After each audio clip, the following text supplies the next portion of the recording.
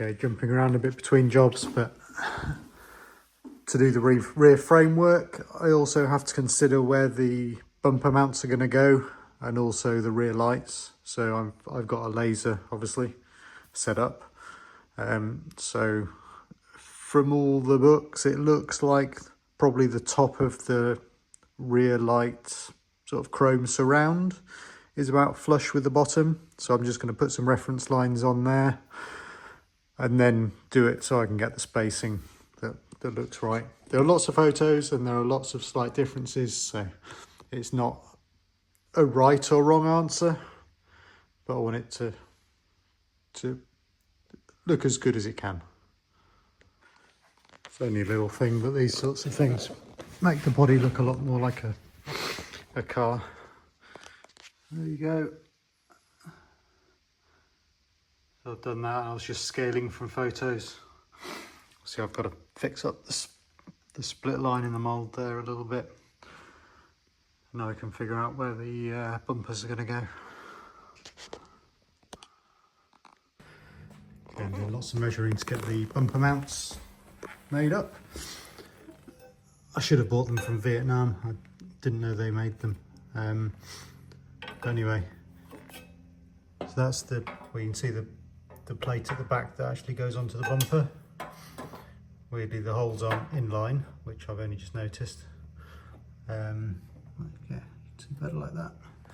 And also with this one, so this is the center line of the holes in the body. So you can see if I just did a bend or even a straight corner, that would be really awkward to get a nut in there or even a bolt. I think they're actually captive nuts that slide in those little boxes and then you've got a bolt through. So I needed this bend, and actually some of the repro parts I've seen, all originals have got that bend. So anyway, that's the first one tacked together. I've taken all the measurements, so I'll be able to fully weld that up, put a bit of a radius on it, just make it look nice, and drill the holes, and then finish drilling the holes in the body that I just started, and work out where they land, and then I can work out the inner framework. After all that, I mismeasured my template, so I've got rid of that weird kink. I was 100mm over. I was using 100mm to start with my tape measure, so I was 100mm out. But there you go, so that's both sides sort of loosely bent up. I heated up to get a really nice tight bend there anyway, to maximise the amount of space. I've used my tape line for where I want the top of the bumper to go, and then reference down to cut the slots so they're a really tight fit. So I'm just going to have it nice and tight, and then I'll open it out for a rubber seal later. And there we have it. That's literally just pushed in, so it's friction holding it in place.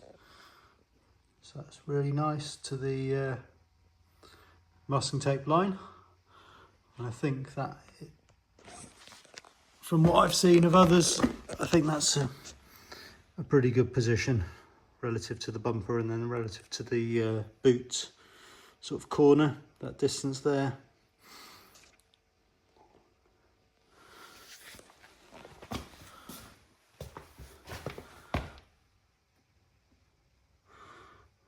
The right slot was a bit looser, so obviously that'll correct when I build the frame inside. So there's a nice even sort of gap around here, so it tightens up a bit on the sides, but it's even. And once the boot is on, happy with that.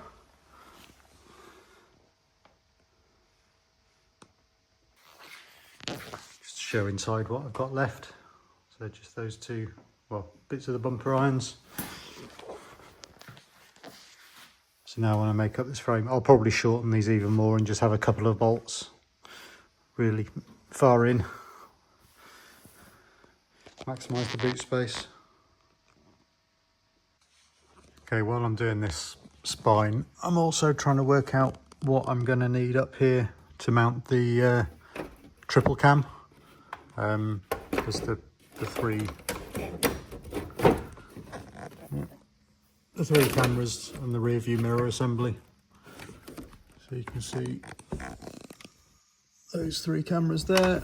That normally bonds to the windscreen, but I don't think that's going to be too low if I did that, and quite obvious from the outside. So I need to raise it up so it'll slide up in that gap, and then I'll have to 3D print something to hold it in place, and also shield from reflections and light. And also here you can see, because obviously there'll be a step. So that's why I just got this bit of plexiglass. I just cut it to shape over the windscreen. There's a bit of a natural bow in it, but it's doing the job, so I can weld near it and stuff and just not worry about damaging my real windscreen. Yeah, just lots of little jobs concurrently at the moment. Now, I forgot to say with the lights, so I've drilled and tapped fiberglass just temporarily. You can see those 3 fixings, so they're on the centre line of the light assembly. I'll have to make up a housing for the bulbs. I've got like one of those 2-pin bulbs for the brake and rear light, then the indicator. So I'll make a housing, and obviously that's one of the things that I need to get in before I make the framework. So you can see it's relatively close to this. I think I might end up, no, I don't know, still thinking.